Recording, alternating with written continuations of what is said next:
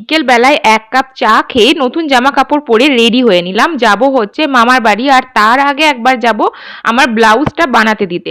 আর যেহেতু ঈদ ছিল আর সেই জন্য এতদিন অর্ডার নিচ্ছিল না, তবে এখন থেকে অর্ডার নেওয়া স্টার্ট করেছে ব্লাউজ বানানোর জন্য। সেখানে বানাতে দিলাম ডেট নিয়ে, তারপরে চলে এলাম হচ্ছে মামার বাড়ি। আর যার বিয়ের জন্য এত কিছু, যার জন্যই এই ব্লাউজটা বানাতে দেওয়া, শাড়ি কেনা, তো তারাও চলে এসেছে আজকে মামার বাড়িতে। টিনা, মামিস আর আমার আর একটা হচ্ছে বোন, সেও চলে এসেছে।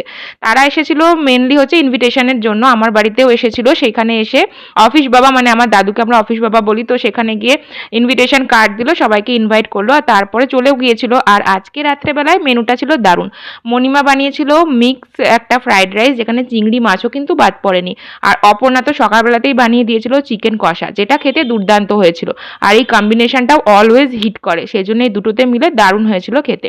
যদিও গরম পড়েছে, কিন্তু খাওয়া দাওয়ার সাথে নো কম্প্রোমাইজ, তাই না?